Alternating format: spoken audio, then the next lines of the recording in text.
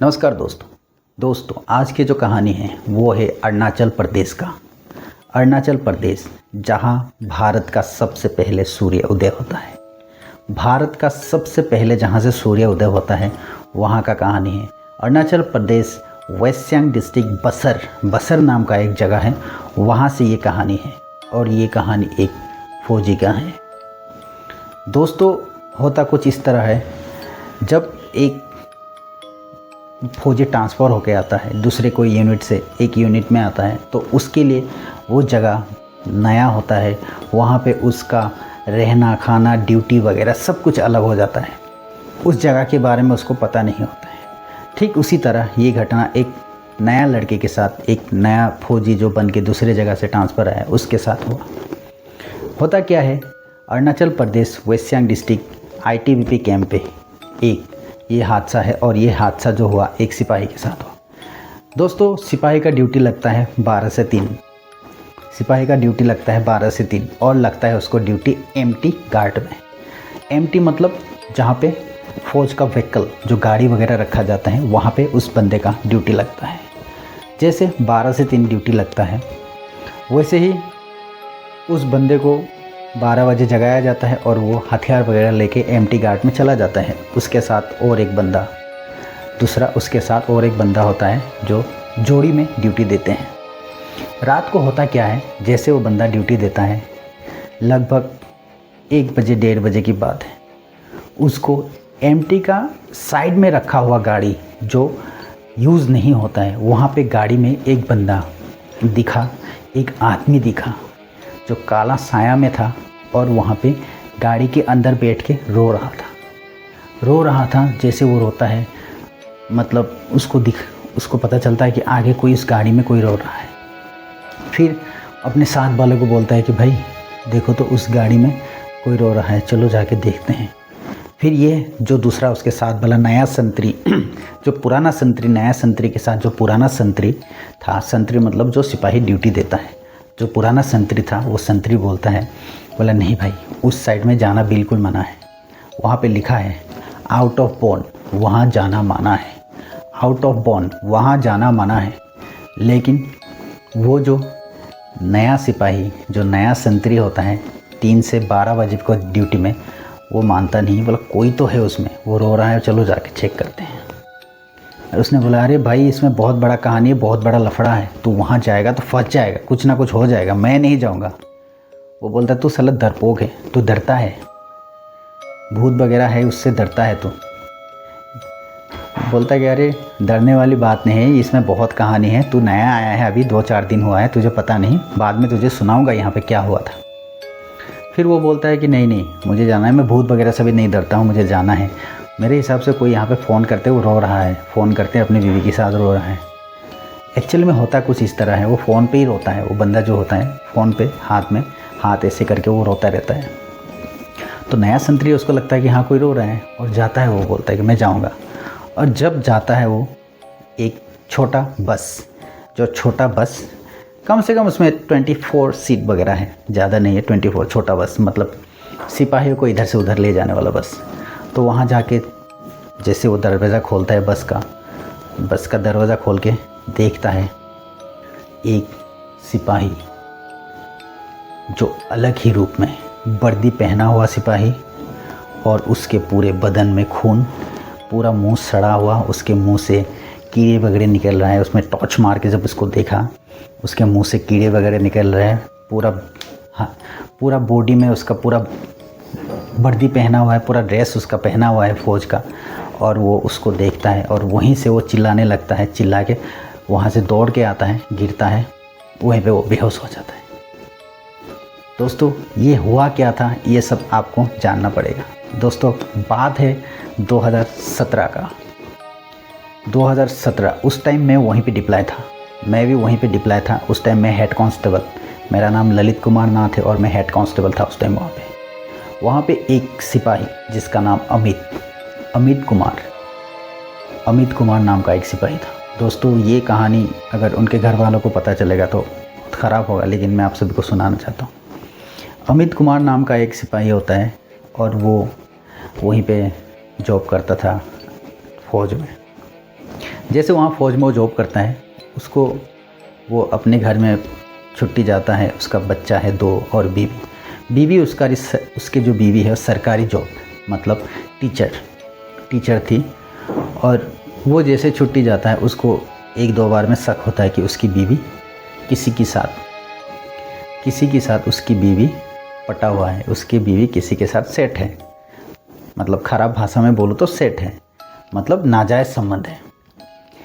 तो वो पता लगाता है कि क्या है ये, सच बात है। फिर उसका दोस्त वगैरह भी होता है, वो दोस्त वगैरह बोलता है कि हाँ तेरी बीवी उसी स्कूल में एक टीचर के साथ है, हमने भी सुना है ये बात। फिर वो एक बार छुट्टी आता है उसको ऐसा रहता है कि उसके बीवी को वो पता ना चले।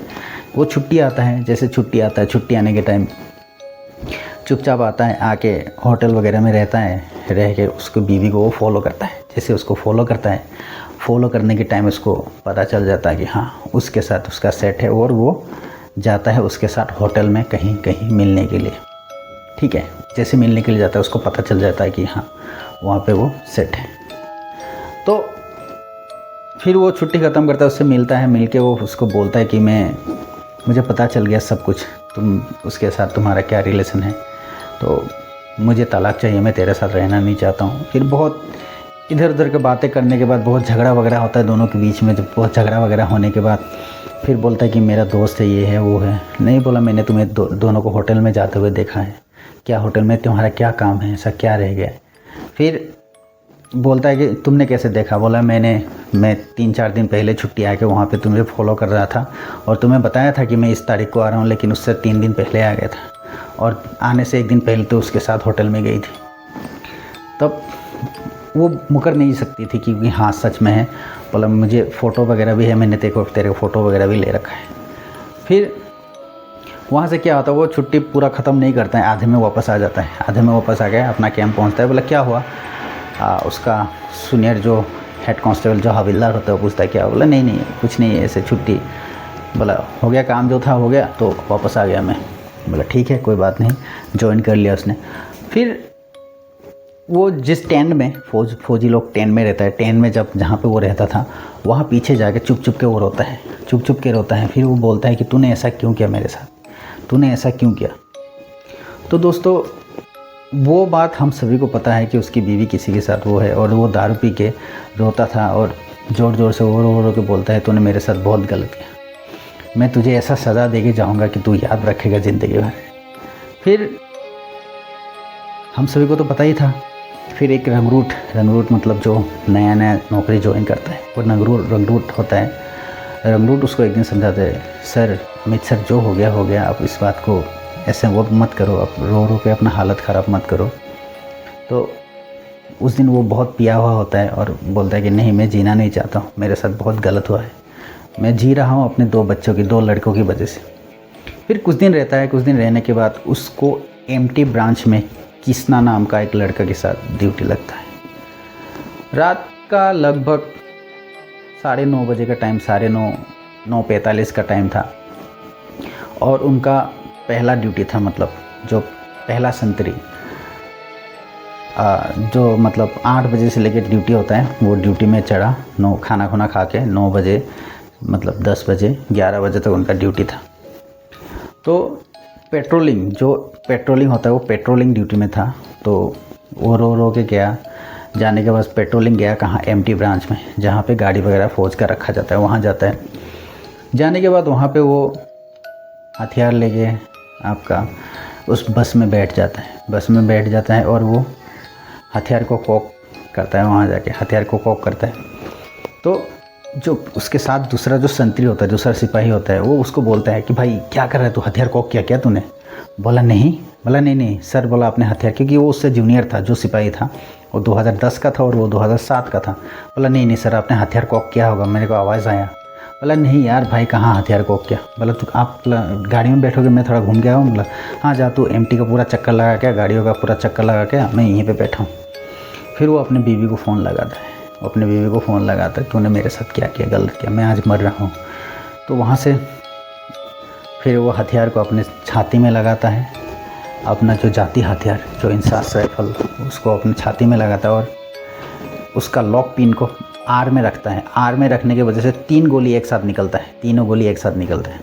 वो आर में रखता है, रख के वो टिगर दबाता है और अपना छाती पूरा फाड़ के उसका पीछे से छाती फाड़ के उसका पीछे से पूरा मांस लेके चला जाता है उसका बंदूक। सिपाही वहीं पे मरता है, थोड़ा टाइम तड़प के वहीं पे मर जाता है। लेकिन मरने के बाद 2-4 दिन बाद वहाँ से रोने धोने का आवाज़ शुरू हो जाता है कि वहाँ पे कोई है। तो फिर वहाँ क्या होता है, वहाँ पे वो बस को एक साइड में रखता है। एक उस साइड में रखने के बाद वहाँ उसमें लिखा जाता है कि यहाँ पे जो पुराना बस वगैरह है उसमें उसको पूरा घेरिंग कर देता है। करने के बाद वहाँ पे लिखा होता है out of born. Out of born मतलब यहाँ आना मना है, आउट ऑफ बॉर्न। तो उस जगह में कोई जाता नहीं था क्योंकि सभी को पता था वहाँ पे सिपाही अमित हर दिन रोता है और आज भी रोता है। उसका आत्मा आज भी वहाँ है और आज भी रोता है। बेचारा अमित का आत्मा आज भी रोता है। तो दोस्तों, उस औरत का सेक्स अपने शरीर की पूर्ति की वजह से, अपनी हवस की वजह से एक सिपाही का जान जाता है। साथ में उसका 2 बच्चा अनाथ होता है और उस अमित को ज़िंदगी भर के लिए इस दुनिया में प्रेतात्मा बन के घूमना पड़ रहा है। जब तक मैं रहा वहाँ, मेरे हर दिन नाइट ड्यूटी में या कभी महसूस किया है अमित की आवाज़ को। वो रोता था वहाँ पे, चिल्ला के रोता था, मेरे साथ ऐसा क्यों किया, मेरे साथ ऐसा क्यों किया, हे भगवान, ऐसे चिल्ला के रोता था वो आदमी। वो लड़का, हम बराबर उम्र के थे और आज भी मुझे याद है। तो उस सिपाही को इसके बारे में पता नहीं था। वो सिपाही जो नया आया था ट्रांसफ़र होके, इसके बारे में उसको बिल्कुल पता नहीं था। और जैसे उसको ये सब पता नहीं था और जैसे उसको पता चला, उस दिन के बाद वहाँ पे अफसर लोगों ने एक बात बताया, वहाँ पे सीओ साहब ने एक बात बताया कि जो भी कोई नया बंदा सिपाही कोई भी ट्रांसफ़र आएगा, ट्रांसफ़र आने के बाद उन सभी को ये पहले ब्रीफिंग कर दिया जाएगा कि वहाँ पे एक हमारे सिपाही का आत्मा है आज भी। तो उस साइड में जब भी ड्यूटी के लिए जाओगे, वहाँ रात को नहीं जाना है जहाँ पे आउट ऑफ बॉर्न लिखा है, रात में नहीं जाना है। क्योंकि लगभग हर भी कोई भी बंदा वहाँ ड्यूटी के लिए जाता है, उसको गाड़ी की आगे, गाड़ी की अंदर, गाड़ी के पीछे कहीं ना कहीं वो अमित का आत्मा, उसका प्रेत आत्मा दिखता था। बिल्कुल साफ साफ दिखता था कि एक बंदा खड़ा है और रो रहा है और पूरा वर्दी में है वो। तो दोस्तों, ये था सिपाही की अमित की पूरी सच्ची कहानी। आज भी मैं जब सोचता हूँ उसके बारे में बहुत बुरा लगता है, क्योंकि बहुत सीधा आदमी, बहुत सच्चा आदमी, बहुत बढ़िया आदमी था, लेकिन उसके साथ गलत हुआ। दोस्तों, कहानी कैसा लगा? एक्चुअल में कोई भूत जैसा कहानी तो है नहीं, लेकिन कहानी सच्ची है। अगर कहानी अच्छा लगा है तो चैनल को सब्सक्राइब करके जाइएगा, आपके भाई को सपोर्ट कीजिए, आपका फौजी भाई को सपोर्ट कीजिएगा। आने वाला टाइम में एक से एक सच्ची घटना लाने की कोशिश करूँगा। और तब तक के लिए जय हिंद, जय भारत।